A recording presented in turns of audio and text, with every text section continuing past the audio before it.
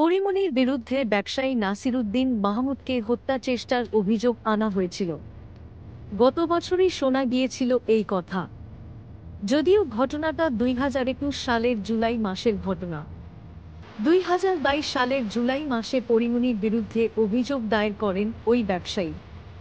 রবিবার সেই মামলার শুনানিতে হাজিরা না দেওয়ার কারণে গ্রেপ্তারি পরোয়ানা জারি হয়েছে পরীর বিরুদ্ধে। ব্যবসায়ী নাসিরুদ্দিন মাহমুদকে মারধর, ভাঙচুর ও ভয়ভীতি দেখানোর মামলায় আত্মসমর্পণ করে জামিন পেলেন চিত্রনায়িকা পরিমণি। সোমবার 27 জানুয়ারি সকালে senior judicial magistrate Mohammad Junaid তাকে জামিন দেন। পরিমণির জামিনদার হয়েছেন তরুণ গায়ক শেখ সাদী। তরুণ প্রজন্মের জনপ্রিয় গায়ক শেখ সাদী। আদালতে শুরু থেকে পরিমণির সঙ্গে ছিলেন তিনি। পরিমণির জামিনদার হওয়া প্রসঙ্গে জানতে চাইলে শেখ সাদী বলেন, পরিমণি আমার সহকর্মী। যখন তিনি গণমাধ্যমে পরিমণির গ্রেপ্তারি পরোয়ানা জারির খবর শুনলেন, তখন বেশ দুশ্চিন্তায় পড়ে যান।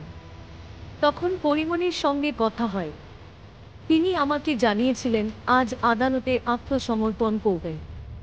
এজন্য আমিও আজ আদালতে আসি। জামিন হওয়ার পর তার আইনজীবী একজন জামিনদার হন, আমিও আরেকজন জামিনদার হলাম।